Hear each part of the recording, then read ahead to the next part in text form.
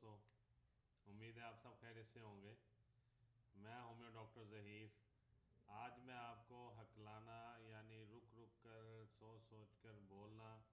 या जिसे कहते हैं कि ज़ुबान बल खा गई है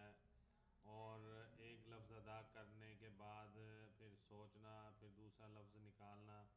या बोलते बोलते एकदम से रुक जाना, अड़ जाना, और ये इस किस्म के जो अल्फाज की अदायगी है उसको रुक रुक के करने की अदायगी या अड़ अड़ के अल्फाज अदा करने की अदायगी को हकलाना कहते हैं। और ये जो है दिमागी उलझनों की वजह से भी हो सकती है, और या फिर ज़बान के जुज़वी तौर पर फालज के अटैक की वजह से भी हो सकती है, ज़बान के फालज की वजह से। और या फिर जो है ये एक असाबी कमज़ोरी की वजह से भी ऐसा मुमकिन है कि जो हकलाने की आदत हो जाती है, या बंदा सही तरह से अपने अल्फाज अदा करने से कासिर होता है। और ये उम्र के किसी भी हिस्से में हो सकती है, इसमें ज़रूरी नहीं कि बचपन से हो या जवानी में हो। ये किसी भी एज के हिस्से में हकलाने की जो ये बीमारी है या हैबिट है, या ज़हनी दबाव या ज़हनी उलझनों की वजह से है, या ज़ुबान के फालिज की वजह से है, या फिर असाबी कमज़ोरी की वजह से है, बहुत ज़्यादा वीकनेस की वजह से है, तो ये हकलाना का जो आर्ज़ा है ये किसी भी उम्र में लाहिक हो सकता है। और इसके लिए होम्योपैथिक में बहुत अच्छी अद्वियात हैं जिनका बहुत ज़्यादा और जल्दी असर होता है, और ये जो हकलाने की बीमारी है, आर्ज़ा है, ये तकलीफ़ है, ये ख़त्म हो जाती है। ख़्वाह वो ज़ुबान के फालिज की वजह से हो, ख़्वाह वो ज़हनी उलझनों की वजह से हो, दिमागी दबाव की वजह से हो, या फिर आसाबी कमज़ोरी की वजह से हो। तो इंशाअल्लाह ताला जब ये मेडिसिन इस्तेमाल करेंगे, उससे जो हकलाने की हैबिट है या बीमारी है या तकलीफ़ है या आर्ज़ा है, जिसमें बंदा रुक रुक के अड़ अड़ के बोलता है और बोलते बोलते अचानक खामोश हो जाता है, फिर बोलता है, एक लफ्ज़ अदा करने के बाद फिर रुक जाता है, और फिर ज़ोर लगाने की कोशिश करता है कि जैसे कोई अल्फाज अंदर रुक गए हैं और फंस गए हैं, उन्हें निकालने की कोशिश की जा रही है, और फिर बड़ी कोशिश के बाद वो अपने अल्फाज अदा कर सकता है।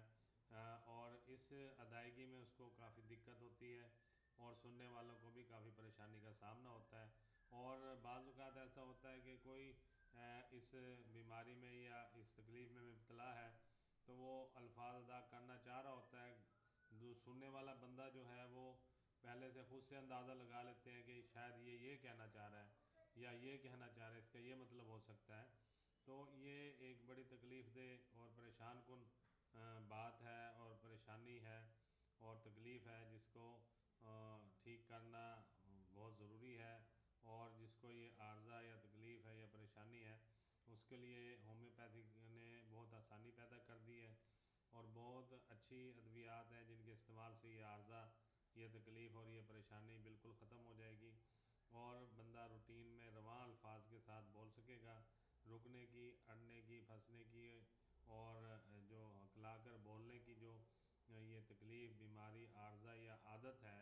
ये इंशाअल्लाह छूट जाएगी, ख़त्म हो जाएगी, और वो बिल्कुल आसानी के साथ अपने अल्फाज को रवानी से अदा कर सकेंगे। तो उसमें जो मेडिसन है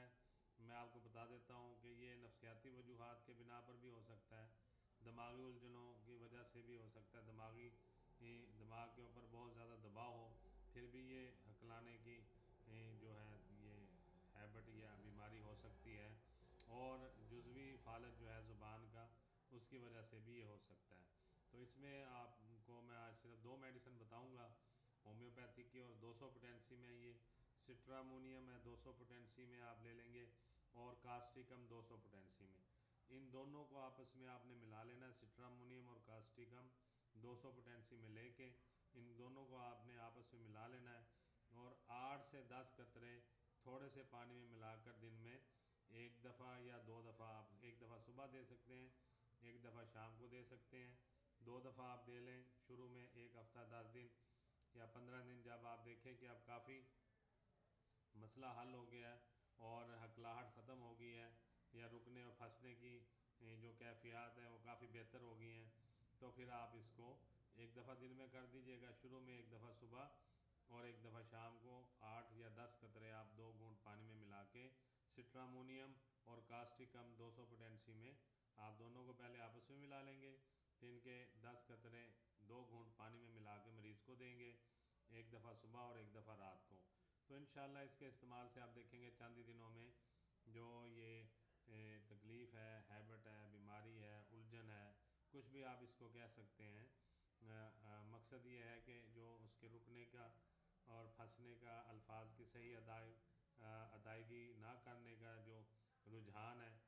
یہ بالکل ٹھیک ہو جائے گا، اور جو ہے یہ اس میں جو دقت اور دشواری ہیں وہ بھی انشاءاللہ ختم ہو جائیں گی۔ تو اگر کسی بھائی کو، دوست کو یا فیملی میں کسی ممبر کو، آپ کے جاننے والوں میں اگر کوئی ایسا مسئلہ ہے تو اس سے چاہیے کہ فوراً وہ اپنے قریبی ہومیو ڈاکٹر سے رابطہ کریں،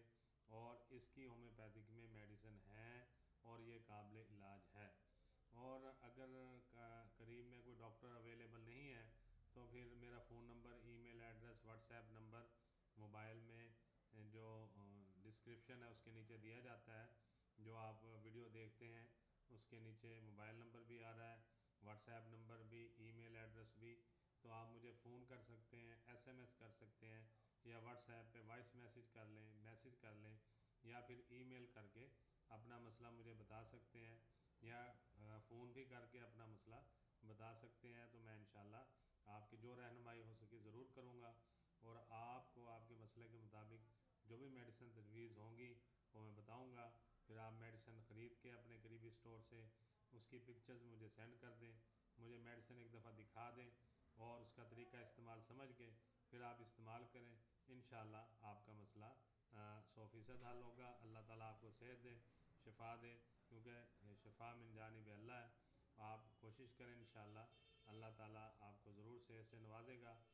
تو یہی گزارش آپ سے کرنی تھی، بہت ساری دعاؤں کے ساتھ میں ہومیو ڈاکٹر ظہیر آپ سے اجازت چاہوں گا۔ السلام علیکم۔